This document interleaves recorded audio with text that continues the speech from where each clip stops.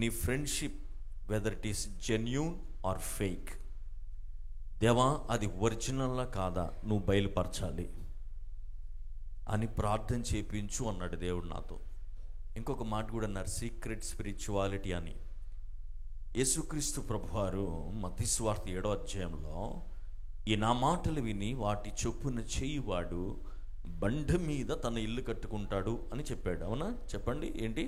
ఈ నా మాటలు విని వాటి చొప్పున చేయువాడు బండ మీద తన ఇల్లు కట్టుకుంటా అన్నాడు. ఏ మాటలు? చెప్పండి, ఏ మాటలు? అదే దేవుని మాటలు అంటే ఏ మాటలు? ఏ మాటలు అంటే 5వ అధ్యాయంలో ప్రసంగం మొదలుపెట్టాడు యేసు ప్రభు కొండ మీద. ఆ 5వ అధ్యాయము, 6వ అధ్యాయము, 7వ అధ్యాయము ఒక పెద్ద ప్రసంగం అన్నమాట.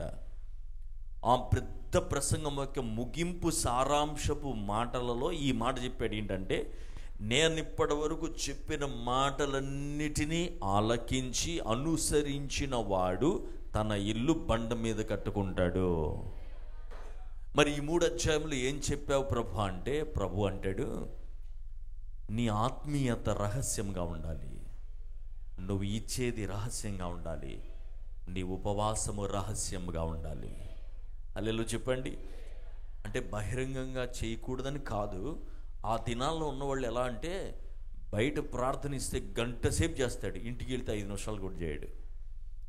ఆ సందర్భంలో ప్రభు చెప్పాడు. కానీ ప్రభు ఏమన్నాడంటే, ఎవరిది బలమైన స్ట్రాంగ్ ఫౌండేషను అని అంటే, దేవుడు అంటాడు, ఎవరైతే రహస్యముగా హృదయపూర్వకంగా చేసేవాడు. నేను అంటాను, పునాది అంటే ఏం కాదు, నీ హృదయమే నీ జీవితానికి పునాది. ఈ బిల్డింగ్ పైన ఎంత ధైర్యంగా కూర్చున్నావు అంటే కారణం ఏంటి చెప్పండి? మీరు చూసారు ఏంటి పునాది? మీరు ఎవరు చూడలేదుగా.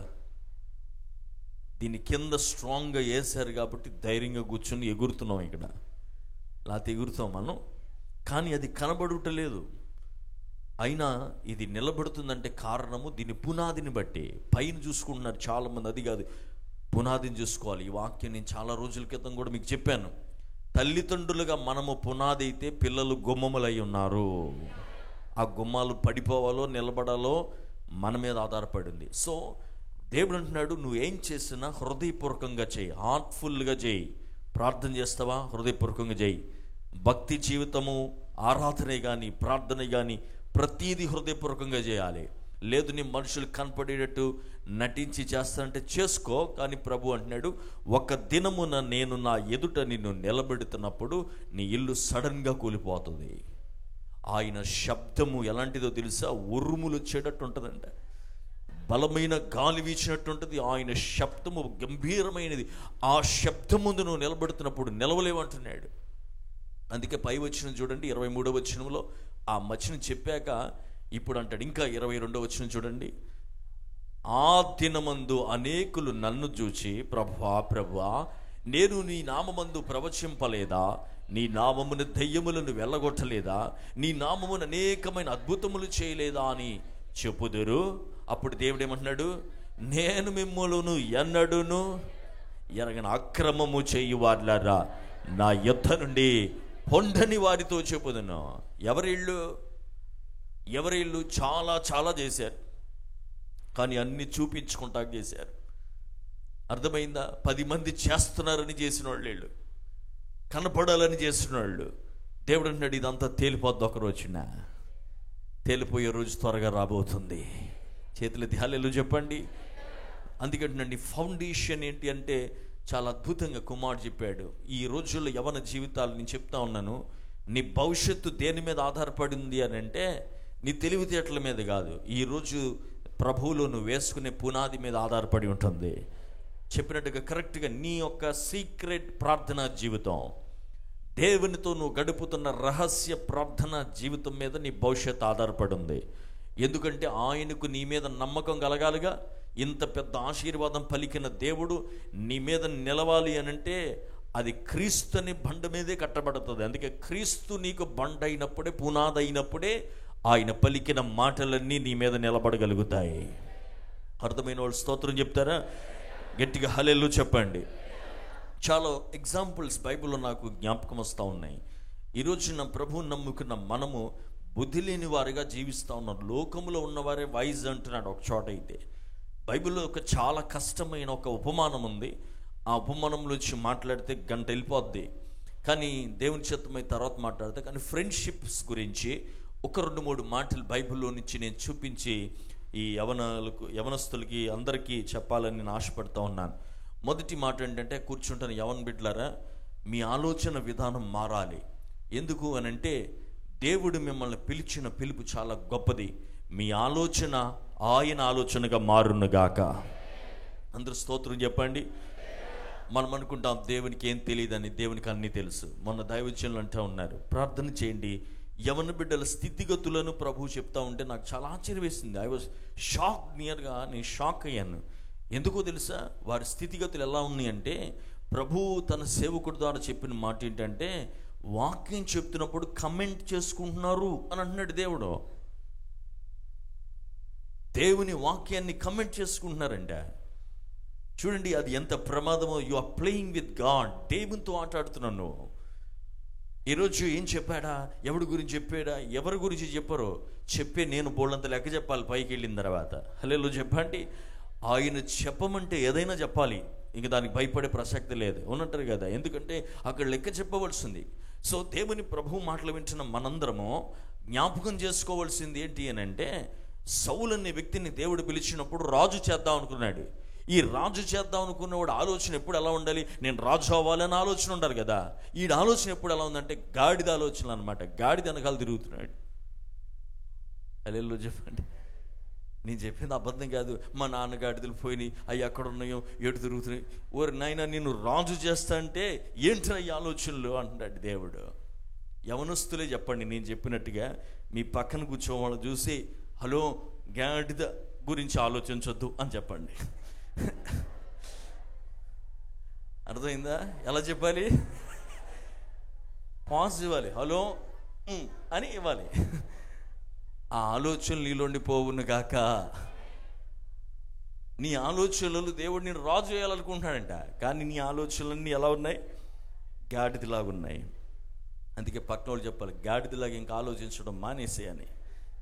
అర్థమైందా? నేను చెప్తున్నాను, మన లైఫ్ గురించి మనకు తెలియదండి. దేవుడు మన ఎంత ఉన్నతమైన స్థితికైనా తీసుకెళ్ళడు ఆయన. మీకు ఒక షాకింగ్ వార్త చెప్తాను చూడండి. నిజంగా తల్లిదండ్రులు కూడా బలపరచబడ్డానికి, దేవుణ్ణి సేవించే తల్లిదండ్రులు అందరికీ చెప్తున్నాను, మీ సంతానములను దేవుడు అన్నడు విడిచిపెట్టడు ఆయన. స్కాట్లాండ్ దేశంలో 22 సంవత్సరాల వయసున్న ఒక ఆమె పేదరికం తట్టుకోలేక, భయంకరమైన పేదరికం తట్టుకోలేక ఆమె జీవితంలో ఏం చేసిందంటే పారిపోయి అమెరికా దేశం వెళ్ళిపోయింది. ఆమె వయసు ఎంత? 22 సంవత్సరాలు. తిండి లేక, పేదరికాన్ని తట్టుకోలేక అమెరికా దేశం పారిపోయింది. అక్కడికి వెళ్ళి ఒక అమెరికా అతన్ని పెళ్లి చేసుకుంది. పెళ్లి చేసుకున్న తర్వాత ఒక అబ్బాయి పుట్టాడు. ఆ అబ్బాయి అయితే మీ అందరికీ తెలుసు. ఆయన ఎవరు కాదు, ప్రస్తుతం అమెరికన్ ప్రెసిడెంట్ డొనాల్డ్ ట్రంప్ అన్నమాట. స్తోత్రం చెప్పరే. ఎవరామె? 22 ఏళ్ళప్పుడు ఆకలి తిండి లేక ఊరు వదిలి, కంట్రీ వదిలి పారిపోయిందంట. కానీ ఆమె సంతానం అంటే వాళ్ళ వంశంలో ఉన్నవాళ్ళు ఎవరంటే జాన్ నాక్స్ అని స్కాట్లాండ్ దేశంలో గొప్ప ఉజ్జీవాన్ని తీసుకొచ్చిన ఫ్యామిలీ అన్నమాట. ఆ ఫ్యామిలీలో ఉన్న వారి సంతతిలోంచి వచ్చిన వాడే. అందుకని ఇప్పటికీ వాళ్ళ దగ్గర పాత బైబిల్ ఉందని చెప్తా ఉంటారనమాట. దేవుడు నిజంగా నమ్మదగిన వాడు. తన్ను సేవించే తరము వారిని దేవుడు ఎన్నడూ నువ్వు చేయి విడిచిపెట్టే దేవుడు కాదు. ఎలాంటి వారికైనా మార్చగలిగిన దేవుడు ఆయన. హల్లెలూయా చెప్తారు గట్టిగా. మొన్న కూడా దైవజనులు చెప్పారు, నిజంగా దేవుడు, నేనేమంటానంటే అలాంటి అద్భుతాలు చేయాలి దేవుడు మన మధ్యలో. మొన్న దైవజనులు షిజు గారు ఒక మంచి చెప్పారు, ఈ వాస్తవాలు అనమాట. కుట్టన్ అని ఒక అబ్బాయి ఉన్నాడు, అతని పేరు కుట్టన్. ఏంటి చెప్పండి గట్టిగా. కేరళలో ఒక అతని పేరు కుట్టన్. చాలా పేదరికంలో పుట్టాడండి. తింటాక అసలు తిండి కూడా ఉండేది కాదంట. అసలు మంచి భోజనం ఎప్పుడు చూడలేదంట అతను. ఆ కుట్టన్కి ఒక ఫ్రెండ్ ఉండేవాడు, అతని పేరు బాబు. చెప్పండి ఏంటి? బాబు. అతడేమో చాలా ధనవంతుల కుటుంబంలో పుట్టి పెరిగాడు. ఈ కుట్టన్ను వీళ్ళిద్దరూ కలిసి 5th క్లాస్ చదువుకుంటున్నారు. ఒకరోజు ఈ కుట్టన్ అనే ఈ పేదరికంలో పేద అతను ఆ బాబు అన్నాడంట, నీ హౌస్ చూడాలని ఉంది నాకు అన్నాడంట. వెంటనే అన్నాడంట, రే నువ్వు నీకున్న స్థితిగతుల పరిస్థితులు బట్టి నీ వస్త్రధారణ బట్టి మా ఇంటికి నేను తీసుకెళ్ళటం కుదరదురా, మా పేరెంట్స్ ఒప్పుకోర్రా అని చెప్పాడండి. అయితే పాపం ఫ్రెండ్, చాలా క్లోజ్ ఫ్రెండ్స్ వాళ్ళిద్దరు. కొన్ని రోజులు పోయిన తర్వాత ఒకరోజు చెప్పాడంట, ఈరోజు మా ఇంటికి రా, ఎందుకంటే మా తల్లిదండ్రులు ఇంటి దగ్గర లేరు, వాళ్ళు ఊరు వెళ్ళారు రా అని చెప్పి తీసుకెళ్ళాడంట. తీసుకెళ్తే చాలా పెద్ద ఇల్లు, పెద్ద గేటు. ఆ గేటు పక్కన ఒక పెద్ద కుక్కల గూడు ఉంది. ఆ గూడులో ఒక పెద్ద కుక్క ఉంది. ఆ కుక్క ముందు ఒక మంచి ప్లేట్లో మటన్ పెట్టారనమాట. మటన్ పెడితే అది తినేసి కడుపు అంతా నిండిపోయి ఇంకా శ్రేష్టమైన అలా వదిలేస్తుంది. ఈ కుట్టన్ ఒక కంటి దృష్టి అక్కడ పడింది, ఎందుకంటే జీవితంలో ఫస్ట్ టైం చూస్తున్నాడంట అంత శ్రేష్టమైన భోజనాన్ని. అతడు ఇంటి లోపలికి తీసుకెళ్ళి వరండాలో కూర్చోబెట్టి ఆ ఇల్లంతా కూడా చూపించి తిరిగి తీసుకెళ్ళిపోయాడు. వెళ్ళిపోయిన తర్వాత ఆ యొక్క టీచర్ ఒకరోజు క్లాస్లో అందరిని అడుగుతుంది, ఎరా మీరు ఏమవ్వాలనుకుంటున్నారు, మీరేం అవ్వాలనుకుంటే ఒకడు లేచి అంటున్నాడు, నేను డాక్టర్ని అవ్వాలండి అంటున్నాడు. ఇంకోటి లేచి అడుగుతున్నాడు, నువ్వేమవుతాంటే ఇంజనీర్ని అవుతాను అంటున్నాడు. ఇంకోటిని అడిగితే నేను డ్రైవర్ని అవుతాను అంటున్నాడు. ఒరే కుట్టన్ నువ్వేమవ్వాలనుకుంటున్నావు అంటే, బాబు ఇంట్లో ఉన్న కుక్కను అవ్వాలనుకున్నాను అంటున్నాడు. టీచర్కి మతిపోయింది. ఎందుకో తెలుసా, టీచర్ అడిగిందంటే, ఎరా నువ్వు కుక్కను అవుదాం అనుకోండి. టీచర్, జీవితంలో నేను ఎప్పుడు మంచి భోజనం చేయలేదు, మంచి భోజనం ఎప్పుడు నేను చూడలేదు. ఆ కుక్క దగ్గర చూశాను, ఆ కుక్కల పుట్టున్న కడుపు నిండా తినొచ్చని కోరిక కలిగింది అన్నాడంట. ఆ కుట్టను ఎవరో తెలుసా, భారతదేశపు రాష్ట్రపతి కేఆర్ నారాయణ. చేతులెత్తి గట్టిగా హల్లెలూయా చెప్పండి. మన దేవుడు జీవితాల్ని ఎలాగన్నా మార్చగలిగిన దేవుడు ఆయన నిజ హృదయంలో ఆశ ఉండాలండి. నేనేమంటున్నానంటే, ఈరోజు యవనస్తుల మైండ్ సెటప్ మారి నేను సాధించాలి అనే మనస్తత్వం లోపల. నేను మొన్న రాత్రి కూడా అదే చెప్పా, క్యాజువల్గా వెళ్ళిపోకూడదు, ఒక గోల్ ఉండాలి. చక్కగా ఒక మనసులో ఒక ఆలోచనతో ముందుకెళ్ళాలి అని ఒక ప్రణాళిక నీకు ఉండాలి. అది సాధించాలి అనే పట్టుదల ఉంటే దేవుడు ఖచ్చితంగా నీకు సహాయం చేస్తాడు. సో ఫ్రెండ్షిప్స్ గురించి మాట్లాడుతూ ఒక 2-3 మాటలు నేను చెప్పేసి ప్రార్థన చేయాలని ఆశపడతా ఉన్నాను. అదేమిటి అని ఆలోచించినట్లయితే, లోకములో there are fake friends and true friends also. నకిలీ స్నేహితులు ఉన్నారు, నిజమైన స్నేహితులు ఉన్నారు. నేనంటాను, నకిలీ స్నేహితులు నీడలాంటి వాళ్ళు, నిజమైన స్నేహితులు నక్షత్రం లాంటి వాళ్ళు. స్తోత్రం చెప్పండి గట్టిగా, హల్లెలూయా చెప్పండి. నకిలీ స్నేహితులు ఎలా ఉంటారంటే 2 ముఖాలు ఉంటాయంట వాళ్ళకి. చెప్పండి ఎన్ని ఉంటాయి? 2 ముఖాలు. ఒక ముఖముతో వారు నవ్వుతూ ఉంటారు, ఇంకొక ముఖంతో వెనకాల నుండి పొడుస్తూ ఉంటారు. ఇంకా మీకు అర్థం కాకపోతే నేను ఎందుకు ఈ మాట చెప్తా అంటే, నేను పొద్దు నుంచి ప్రార్థన చేసుకున్న చాలా వాక్యాలు నాకు ఇచ్చాడు. నేను ఎంత ప్రార్థన చేసుకున్నా ప్రభు అంటున్నాడు, యవన బిడ్డలకి చెప్పు, ఈ రోజున్న స్నేహము నిజమైందా కాదా ప్రార్థన చేసుకోమని చెప్పు, డిజర్నింగ్ చేసుకోమని అంటున్నాడు దేవుడు. దేవుడు ఒక మాట మాట్లాడుతున్నాడంటే అర్థం అది నీకు మంచి అయినా ప్రమాదమైన ఏమో ఉంది, అందుకే దేవుడు నీతో మాట్లాడుతున్నాడు. మన జ్ఞానం పరిమితమైనది, దేవుని జ్ఞానము అపరిమితమైనది. ఆయన ప్రారంభము నుంచి అంతమును చూచే దేవుడు ఆయన. నీవు కేవలం ఈరోజు చూస్తున్నా. మీకు అర్థం అవడానికి ఈరోజు ఫ్రెండ్షిప్స్ ఎలా ఉంటాయో చెప్తాను. భార్యాభర్తలు ఇద్దరు బాగా గొడవ పడుతున్నారంట. బాగా గొడవ పడుతుంటే భార్య అలిగి వెళ్ళిపోయింది ఇంట్లో నుంచి. వెళ్ళిపోయిన తర్వాత ఇంకేం చేస్తాడు భర్త, ఈ బాధ పడలేక చెట్టు ఎక్కాడు. కొబ్బరికాయలకు వద్దాం చెట్టు ఎక్కాడు. చెట్టు ఎక్కి అనుకోకుండా జారి పడిపోయాడు. పడిపోగానే హాస్పిటల్కి తీసుకెళ్ళారు. తీసుకెళ్తే ఏమైందంటే చూపించారు, మొత్తానికి అంతా బాగుంది. ఈ లోపల ఫోన్ చేశారు లావిడికి, ఎందుకంటే ఇప్పుడైనా వస్తుందేమోనని. సరే ఫోన్ చేస్తే గబగబ వచ్చింది, బోహరమని ఏడిచేస్తుంది. ఎంత ప్రేమ చూడండి, అసలు వద్దనుకుని పారిపోయింది. పడిపోయాక మాత్రం తెగ ఏడిచేస్తుంది. కళ్ళు అసలు మామూలుగా ఆడవట్లేదు అనమాట. చూసిన వాళ్ళందరూ అనుకుంటున్నారు, అయ్యి బాబోయ్ ఈవిడికి ఎంత ప్రేమో అనుకుంటున్నారు. డాక్టర్ వచ్చిన్నాడు, అమ్మ ఏం అవ్వలేదు, ఇంకా ఎక్కువ ఏడుస్తుంది. పక్కన వాళ్ళు కూడా చెప్పారు, అమ్మ అసలు ఏం అవ్వలేదమ్మా, అసలు ఒక్క చిన్న దెబ్బ కూడా తగల, దేవుడు చాలా కాపాడాడు అన్నమాట, ఇంకా ఏడుస్తుంది ఆవిడ. సరే వీళ్ళు పిలిచారు, అసలు నువ్వు ఎందుకు ఏడుతున్నావు చెప్పు అన్నారంట. అప్పుడు ఆవందంట, ఏం చెప్పనండి, మా భర్త జీవితంలో ఒక బెస్ట్ మూమెంట్ అతడు ఎలా పడుతున్నాడో అది చూసే మూమెంట్ కోల్పోయినందుకు ఏడుస్తున్నాను అన్నమాట. లోకములో స్నేహితులందరూ ఇలాగే ఉన్నారు ఈ రోజున. ఏం కోరుకుంటుంది? వాళ్ళ భర్త పడేటప్పుడు చూడాలనుకుందంట, ఆ మూమెంట్ మిస్ అయిపోయిందని ఏడుస్తుంది. హల్లెలూయా చెప్పండి. అందుకే అంటారు, పెళ్లి చేసుకున్నోడికేమో ఆవేశము, పెళ్లి చేసుకున్నోడికేమో ఆయాసం అంట. నిన్నే మేము మాట్లాడుకుంటున్నాం, పెళ్లి చేసుకోకుండా బాగుండంట. పెళ్లి మీకు తెలుసు కదా, అమెరికాని కనిపెట్టింది ఎవరు? కొలంబస్. మీకు తెలుసా కొలంబస్ పెళ్లి చేసుకోవాలా?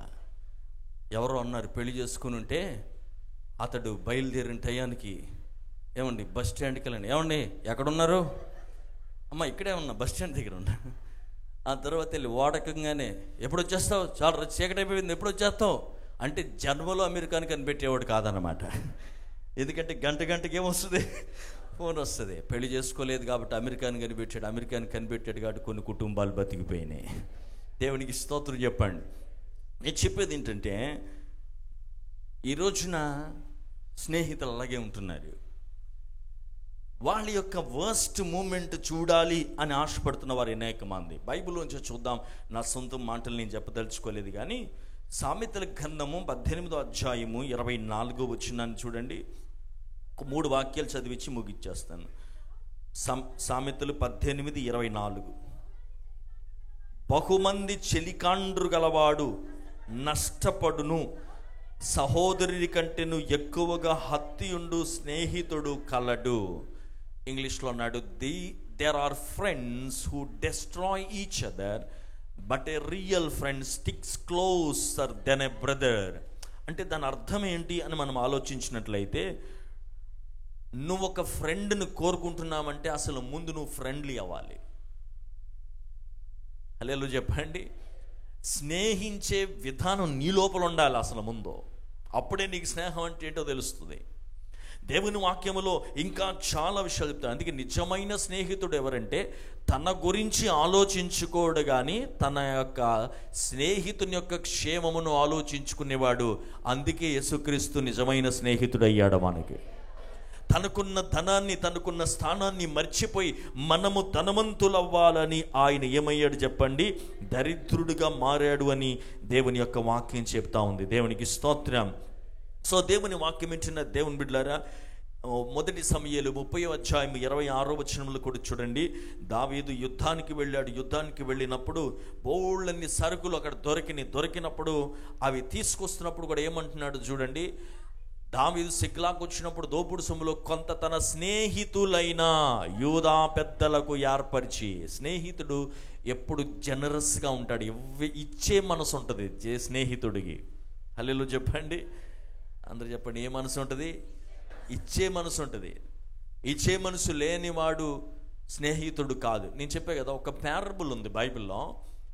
ఆ ప్యారబుల్ చాలా అద్భుతంగా ఉంటుంది. ఒక గృహ నిర్వాహకుడు ఒక అతని దగ్గర పని చేస్తూ ఉన్నాడు. పని చేస్తున్న సమయంలో, నువ్వు సరిగ్గా చేయట్లేదు, నీ వల్ల నాకు నష్టం కలుగుతుంది, నా ఆస్తికి నష్టం కలుగుతుంది, నిన్ను నమ్మాను కానీ నాకు నష్టం కలుగుతుంది, మానే అన్నాడంట. మానే అనగానే వీడు ఎంత తెలివైనడో చూడండి. వెంటనే ఏం చేశాడంటే, ఈ యజమానునికి అప్పు ఉన్న వాళ్ళందరినీ స్నేహితులు చేసేసుకున్నాడు. ఎందుకో తెలుసా? ఇక్కడ ఉద్యోగం పోయినా వాళ్ళ ఇంటి దగ్గరికి వెళ్ళొచ్చు అని. బైబిల్లో ఉంది ఈ మాట. ఏం చేశాడంట, అసలు సొమ్ము అంతా ఈంది, బతికిందంతా ఎక్కడ, చేసిందంతా ఎక్కడ, ఎప్పుడైతే ఊడిపోద్దని కూడా అప్పుడు అంటాడు ఒక మాట, ఓరి నాయను, నా యజమానుడు నన్ను గనక ఉద్యోగంలోంచి పీకేస్తే గొయ్యి తోటం కూడా నాకు రాదు, భిక్షమడగటం నాకు రాదు, జీవించడము నాకు రాదు. అందుకే నేనేం చేస్తాను అని అంటే, ముందుగానే ఆయన దగ్గర అప్పున్న వాళ్ళ దగ్గరికి వెళ్ళి, అయ్యా నువ్వు ఎంత కట్టాలి మా యజమానికి? 100 రూపాయలా?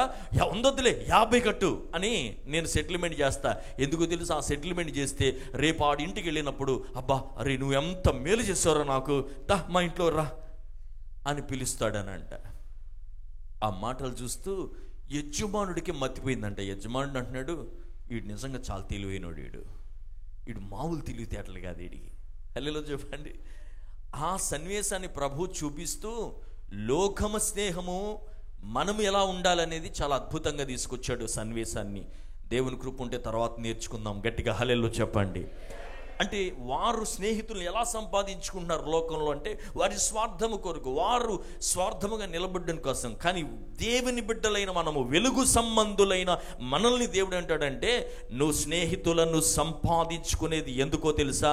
నీ స్వార్థము కోసం కాదు. ప్రభు అంటాడు, ఆ స్నేహితులు ఎవరంటే నీకు నచ్చిన వాళ్ళు కాదు. తినటానికి ఆహారం లేనివాడు, వస్త్రం ధరించుకోలేనివాడు, పేదరికములో భయంకరమైన పరిస్థితుల్లో కొట్టమిట్టాడుతున్న వాడికి నువ్వు ప్రేమించి సహాయం చేస్తే అది నిజమైన ప్రేమ అన్నాడు. ఆ ప్రేమించిన వాళ్ళందరూ రేపు పరలోక రాజ్యములో నువ్వు ఎంటర్ అవుతున్నప్పుడు వెల్కమ్ చేస్తారంటే నిన్ను. వాక్యం చెప్తా ఉంది, వెల్కమ్ చేస్తారంటే నిన్ను. ఈరోజు చనిపోతే ఎవరు వెల్కమ్ చేస్తారు చెప్పు? నువ్వు స్వార్థం బతుకుతున్న నిన్ను, నీ జీవితాన్ని. దేవుడు అందుకే మనల్ని దీవించాలని ఆశపడ్డాడు. ఆయన ఆ దీవించడానికి గల కారణం అనేక మంది స్నేహితులను సంపాదించుకుంటాకంట. దేవుడు అందుకే అంటాడు, అన్యాయముదైనది ఏది కూడా నిలబదు నిలబదు నిలబదు అంటున్నాడు. హల్లెలూయా చెప్పండి. అందుకే స్నేహితుడికి చాలా అవసరమైనది. సామెతల గ్రంథం 22వ అధ్యాయం 11వ వచనంలో ఏమంటాడనంటే, హృదయ శుద్ధిని ప్రేమించుచు దయగల మాటలు పలుకు వారికి రాజు స్నేహితుడగును. హల్లెలూయా చెప్పండి. హృదయ శుద్ధితో ఉండాలట. పరిపూర్ణమైన శుద్ధమైన హృదయముతో ప్రేమించేవాడి జీవితంలో ఈ వాడికి దేవుడిచ్చే ఆశీర్వాదం ఏంటి తెలుసా? వాడు రాజులు ఎదుట నిలబడే కృప దేవుడు వాళ్ళకి ఇస్తాడంట. గట్టిగా హల్లెలూయా చెప్తారా? దేవునికి స్తోత్రం చెప్పండి. నేనేమంటే తెలుసా, నువ్వు హృదయ శుద్ధితో ఉంటే నీకు రాజు కాదు స్నేహితుడు, పైన రాజులకు రాజు నీ స్నేహితుడు ఆయన. గట్టిగా హల్లెలూయా చెప్పండి. సో అందుకని అంటున్నాడు, నీ నాలుక కూడా చక్కగా ప్రేమతో దయ కూడిన మాటలంట. ఏ మాటలు చెప్పండి? దయతో కూడిన మాటలై ఉండాలంటాడు. మీరు అర్థం చేసుకోండి ఫ్రెండ్షిప్స్. నేను చెప్తున్నాను ఏమని బిడ్డలారా, బీ వెరీ కేర్ఫుల్. ఎలా ఉంటారు బైబిల్లో చాలా స్పష్టంగా రాశాడు. స్నేహితులు ఎలా ఉంటారో చాలా స్పష్టంగా రాస్తూ ఒక ఎగ్జాంపుల్ బైబిల్లో చెప్పాడు. అది మీరు ఇంటికి వెళ్ళిన తర్వాత చదువుకోండి. 2వ సమూయేలు 13వ అధ్యాయం 3వ వచనంలో మనం చదివితే అక్కడ ఒక వ్యక్తి ఉంటాడు. ఆ వ్యక్తి ఏం చేశాడంటే మరొకరిని ప్రేరేపించి ఏమంటే తప్పు చేయించి, తర్వాత తప్పు జరిగిపోయిన తర్వాత ఆడికి ఒక్కడికే ఏదో జరిగినట్టు, వీడికి అసలు ఏమీ తెలియనట్టు చేతులు కడిపేసుకున్నాడు. ఇది నేటి సమాజం. హల్లెలూయా చెప్పండి. చూడండి, అమ్మోనుకు ఒక మిత్రుడు ఉండేను. అతడు దావీదు సహోదరుడైన షిమ్యా కుమారుడు. అతని పేరు యోహానాదాబు. చెప్పండి, అతని పేరేంటి? ఈ యోహానాదాబు బహు కపటము గలవాడు. అతడు ఏం చేశాడు? 4వ వచనములో, రాజకుమారుడవైన నీవు నానాటికి చిక్కిపోవుటకు హేతువేమి, సంగతి నాకు తెలియజెప్పవా అని అమ్మోనుతో అనగా, అమ్మోను నా తమ్ముడకు అబషాలోము సహోదరుని తామర్ను నేను మోహించుచున్నానని అతనితో అనెను. ఇలాగ చిచ్చుబెట్టేసాడు. సైలెంట్గా పక్క నుండి చిచ్చుబెట్టి వాడి జీవితాన్ని బాడు చేసి పక్కకు చేయం తెలియనిలాగా చేతులు కడిగేసుకుంటున్నాడు. ఈరోజు జరిగేది అదే. బయటికి వెళ్ళిన తర్వాత స్నేహితుడు కొట్టుకెళ్ళగారే, ఇలా కాదు కాల్చేది, ఇలా పెట్టి అని అంటాడు. హల్లెలూయా చెప్పండి. అరే అది ముక్కులోంచి రావాలి, చెవులోంచి వస్తేనే నువ్వు అసలు గ్రేట్ రా అంటాడు. వీడు కాల్చి 5 నిమిషాల తర్వాత వీడు వాళ్ళ అమ్మకు ఫోన్ చేస్తాడు. అంటే మీ వాడు ముక్కుల్లోంచి లాగేస్తుంటే ఎక్కడ ఏమైపోద్దని నేనే బతికి ఇంటికి తీసుకొచ్చానని వీడు అబద్ధం. మళ్ళీ అసలు ప్రేరేపించినోడు ఎవడో? ఈడు.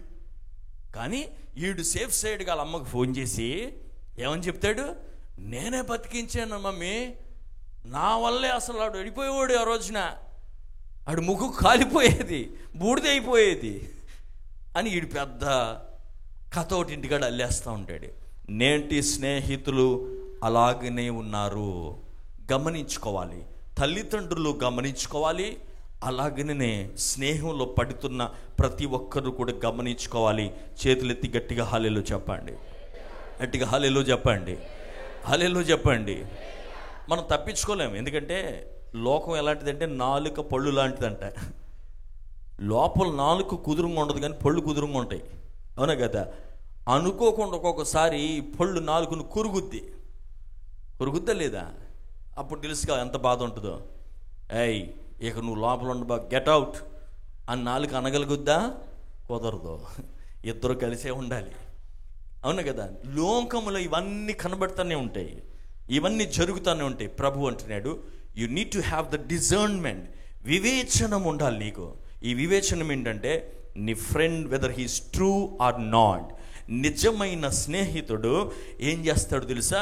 అందుకంటే ఒక ట్రూ ఫ్రెండ్ నీకు సక్సెస్ వచ్చినప్పుడు అతడు సంతోషంగా ఉంటాడు, నీకు ఫెయిల్యూర్ వచ్చినప్పుడు చాలా బాధపడతాడు. కానీ చెడ్డ స్నేహితుడు నీకు సక్సెస్ వచ్చినప్పుడు వాడు చాలా బాధపడుతూ ఉంటాడు, బయటికి చెప్పడు, కానీ నువ్వు ఫెయిల్ అయినప్పుడు చాలా సంతోషిస్తూ ఉంటాడు. అది నేటి సమాజం. నమ్ముతున్న వారు హల్లెలూయా చెప్పండి, గట్టిగా హల్లెలూయా చెప్పండి, కొంచెం గట్టిగా స్తోత్రం చెప్పండి, హల్లెలూయా. ఇంకొకటి అండి, నేను ఎందుకు చెప్తున్నాను తెలుసా? ఒక చివరి మాట, బాగా ప్రార్థన చేసుకోండి. ఏమని పెట్టలేదు, మీ భవిష్యత్తు మీ స్నేహం మీద ఆధారపడి ఉంది, నీ గమ్యము నీ స్నేహం మీద ఆధారపడి ఉంది. నీ దగ్గరున్న స్నేహితుడు ఎలాంటి వాడై ఉండకూడదు అని అంటే బైబిల్ గ్రంథంలో ఒక మాట చెప్పాడు. సామెతల గ్రంథం చూడండి 16వ అధ్యాయము 28వ వచనములో, మూర్ఖుడు కలహాన్ని పుట్టించును, కొండగాడు మిత్రభేదము చేయును. చూడండి, ఏ విస్పరర్ సపరేట్ చీఫ్ ఫ్రెండ్స్. కొండగాడు అని అంటే ఎవరు? నీ దగ్గరుండి నీ విషయాలన్నీ తెలుసుకొని నీ గురించి ఏ టు జడ్ తెలుసుకొని అవతల పక్కకి వెళ్ళి చెప్పేస్తూ ఉంటాడు. చెప్పేసి ఎలాంటి పరిస్థితి తీసుకొస్తాడంటే, నువ్వు మరొకడు ఎంతో క్లోజ్గా ఉన్న రిలేషన్షిప్ మధ్యలో పెద్ద గ్యాప్ తీసుకొస్తాడంట. 17వ అధ్యాయం 9వ వచనములో కూడా రాసుంది చూడండి, ప్రేమను వృద్ధి చేయగోరువారు తప్పిదములు దాచిపెట్టి జరిగిన సంగతి మాట మాటికి ఎత్తువాడు మిత్ర భేదమును కలిగించును. పదే జరిగిన దాన్ని ఎత్తుకునేవాడు ఏం కలిగిస్తాడంట? మిత్ర భేదాన్ని కలిగిస్తాడు అంటున్నాడు. దేవునికి స్తోత్రం కలుగుగాక. అందుకంటే నిజమైన స్నేహితులు క్షమించేవాళ్ళంట. నాకు తెలియదండి, నేను చెప్తున్నాను, పరిశుద్ధాత్మలు చెప్తా ఉన్నాను. ప్రభువుని నిలబడినప్పటి నుంచి నా మనసులో ఇచ్చే ఆలోచన, you young people especially, I'm telling you, you need to pray and discern your friends. Maybe your trusting, నువ్వు బాగా నమ్మేస్తున్నావు. ఎంత నమ్ముతావంటే దైవజనుడి కంటే ఎక్కువ నమ్ముతావు, అమ్మ కంటే ఎక్కువ నమ్ముతావు, నాన్న కంటే ఎక్కువ నమ్ముతావు. నిన్న కూడా ఏదో ఇంటర్వ్యూ ఏదో వింటుంటే అంటది, నన్ను బాగా చూసుకుంటాడు, అసలు చాలు, నాకు చాలు, నాన్న నువ్వు అవసరం లేదు, నన్ను బాగా చూసుకుంటాడు. ఏం చూశాడమ్మా అన్నాడు అవతలైన. అది ఏదో చేస్తాను అన్నాడంట, చేయలే, చేస్తాను అన్నాడు. నేను చెప్తున్నా, ఎవ్వడు చేయడు. హల్లెలూయా చెప్పండి. నాకు మరలా చెప్తున్నాను, సేవకుడిగా, నీ రోజు నువ్వు నమ్ముతున్న స్నేహితుడు మోసం చెయ్యొచ్చేమో. దేవుడు ఎందుకు మాట్లాడుతున్నాడో ఆలోచించుకో, పరిశీలించుకో. వాక్యాన్ని ముందు పెట్టుకొని, దైవ వాక్యము నిజమైన స్నేహాన్ని గురించి ఏమని చెప్తుంది? నిజమైన స్నేహితుడు ప్రాణం పెడతాడంట. ప్రభు మన కోసం అందుకే ప్రాణం పెట్టాడు. అందుకే ఆయన నిజమైన స్నేహితుడు. తన స్వార్థాన్ని పక్కన పెట్టి ప్రాణం పెట్టాడు. ఆయన ఆపదలలో నీ దగ్గర వెంట ఉంటాడు. ఇందాకన్నా కదా సాక్ష్యం, కష్టములలో వదిలిపెట్టకుండా లేవనెత్తి తీసుకొచ్చి తన క్షేమాన్ని కోరి. అందుకంటాడు, నిజమైన స్నేహితుడు ఎప్పుడు కూడా పుష్ చేస్తూ ఉంటాడు. వెళ్ళాలనుకున్నావు, డెస్టినేషన్కి వెళ్ళు, అక్కడికి వెళ్ళాలనుకుంటున్నావు, వెళ్ళు, నీవున్నావు, సపోర్ట్ ఇస్తాం, వెళ్ళు అనేవాడు స్నేహితుడు. ఈరోజు స్నేహితుడే వెళ్ళిపోతున్నాడంటరా, అరే ఆడు వెళ్ళిపోతున్నాడంట.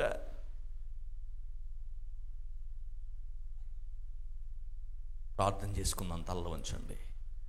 యవన బిడ్డలందరూ చేతులు పైకెత్తి ప్రార్థన చేయండి. ప్రభువా, నాకు వివేచనము దయచేయండి. ఎలాంటి స్నేహంలో నేను ఈరోజు ఉన్నాను ప్రభు? ఒకవేళ గుడ్డిగా నమ్ముతున్నానేమో. నిజమైన స్నేహితుడు నువ్వు ప్రభువా. యవన బిడ్డలు చేతులెత్తారు, అందరూ చేతులెత్తి ప్రభుని అడగండి. నువ్వు అనుకునే స్నేహము, దాని గురించి ప్రార్థన చేసుకోమంటున్నాడు దేవుడు. డిజర్న్ చేయి, weather it is true or not. చెప్పండి, ప్రభువా ఇది ఫేక్ అయితే నువ్వు నాకు త్వరలోనే దాన్ని బయట పెట్టాలని ప్రార్థన చేయి. ఈ స్నేహ బంధము తప్పు అయితే నువ్వు బయట పెట్టాల్సిందే నాయనా. నా గమ్యానికి, నా జీవితానికి అడ్డుగా ఉంటున్నట్లయితే, నేనైతే అనుకుంటున్నాను ఎందుకు నా జీవితం ముందుకెళ్ళట్లేదు, ఏ కారణం చేతో తెలియకుండా ఎన్నో రోజుల నుంచి సతమతమైపోతాను. నాతో స్నేహం చేసి నన్ను ప్రభు నా జీవితాన్ని బంధించేది ఏ ధైర్యం ఉంటే దానిని ప్రత్యక్షపరచండి ప్రభు అని ప్రార్థన చేయాలి. ఎవరి బిడ్డలారా చేతులు పైకెత్తి ప్రార్థన చేయాలి. నీ కాలేజీలో స్నేహితులు ఉంటారు, బయట బంధువులు చాలా మంది ఉన్నారు. బట్ దేవుడు అంటున్నాడు, ఒకవేళ దేవుని సంఘానికి నీతో పాటు వచ్చేవాడై ఉండొచ్చు, కానీ నిజమైనోడో కాదో ప్రభువే నీకు చెప్పగలుగుతాడు. దేవుని సన్నిధిలో ప్రార్థన చేయి. కుమిలిపోయే మాటలు చెప్తున్నాడేమో, కృంగిపోయే మాటలు చెప్తున్నాడేమో, ధైర్యపరిచే మాటలు చెప్పట్లేదేమో ఆలోచించుకో. దేవుడు అంటున్నాడు, దేవుని వైపు చూసి చెప్పు, ప్రభు నాకు సహాయం చేయి, నువ్వు ఒక నిజమైన స్నేహితుడుగా నన్ను నడిపించు ప్రభువా. I want your friendship Lord. ప్రభు నీ మీద నేను ఆధారపడుతున్నానని ఒక్క చిన్న ప్రార్థన చేయండి. దేవా, నేను బిజినెస్ చేసిన మంచి స్నేహితులు దయచేయండి, నా ఉద్యోగంలో మంచి స్నేహితులను దయచేయండి, కుటుంబంలో మంచి స్నేహితులు దయచేయండి. ఎక్కడున్న మంచి స్నేహితులు, బలపరిచే స్నేహితులు, అర్థం చేసుకునే స్నేహితులు, ఆపదలో ఆదుకునే స్నేహితులు, కూడా నిలబడే స్నేహితులు, నా క్షేమముని కోరుకునే స్నేహితులు, పరిచర్యలో గాని, పనిలో గాని, ఉద్యోగంలో గాని, ఇంటిలో గాని ఎక్కడైనా అనుగ్రహించండి అని ప్రార్థన చేయాలి. ఈ ప్రార్థన అందరికీ వర్తిస్తుందండి, అందరికీ వర్తిస్తుంది. నీ ఉద్యోగంలో కూడా నీకు మంచి స్నేహితులు ఉండాలి, నీ చుట్టుప్రక్కల నీ క్షేమాన్ని కోరుకునేవాడు ఉండాలి. చేతులు పైకెత్తి, అందరు పైకెత్తండి. ప్రభువా, మాకు విరోధముగా ఉన్న ప్రతి స్నేహ బంధములను యేసు నామములు తొలగిపోవాలని ప్రార్థన చేయండి. కొన్నిసార్లు కుటుంబాల్లో స్నేహితులుగానే ఉంటారు, కానీ నీ ఇంటికి వచ్చే సంబంధాన్ని జడగొడతారు, నీ ఇంట్లో జరిగే మేలును ఆపేస్తూ ఉంటారు, నీ ఇంట్లో జరిగే కార్యాలు ఆపేస్తూ ఉంటారు. నువ్వు ప్రార్థన వల్ల మాత్రమే దాన్ని జయించగలుగుతావు. చేతులైతే ప్రార్థన చేయి. నా భవిష్యత్తుకి కానీ, నా కుటుంబానికి కానీ, ప్రభువా నా ఇంట్లో జరిగే శుభ కార్యానికి కానీ ఎవరు ఎక్కడ ఏ ఆటంకం ఉందో, ఏ మాట, ఏ ఆలోచన, ఏ బంధము అనే ఆటంకం ఉందో యేసు నామములో తొలగిపోవాలి. ప్రభువా, నా ప్రమోషన్ విషయంలో, నా బిజినెస్ విషయంలో, నా కెరీర్ విషయంలో, నా యొక్క ప్రభువా విదేశీ ప్రయాణంలో, నా ఉద్యోగంలో ఎక్కడ ప్రభువా అయ్యో నేనైతే గుడ్డిగా నమ్మాను, కానీ నీకు సమస్తము తెలుసు నాయనా, అది ఎవరన్నా బయటపడాల్సింది ఈ రోజుల్లో. యేసు క్రీస్తు నామములో ప్రార్థన చేయండి. చేతులెత్తి బిగ్గరగా ప్రార్థన చేయాలి. నచ్చరడైన యేసు నామములో భవిష్యత్తును ఆపే ప్రభువా ప్రతి స్నేహ బంధములు నాయనా జీవితంలో పైకి వెళ్లకుండా చేస్తూ బంధిస్తున్న స్నేహ బంధములు యేసు నామములో తొలగిపోవుడుగాక. ప్రతి యవన బిడ్డల డిజర్న్మెంట్లోకి రావడానికి సహాయం చేయండి. స్నేహంలోకి తీసుకొచ్చి ప్రభువా సంఘాన్ని నుండి, కుటుంబాన్ని నుంచి ఆత్మీయంగా దీవించబడే స్థితి నుంచి దూరం చేసే ప్రతి బంధములు తెగిపోవాలి యేసయ్య యేసు నామములో. అది నువ్వు ఒక్కడవే చేయగలడు, నువ్వు ఒక్కడవే తెలుసుకున్నవాడు తండ్రి.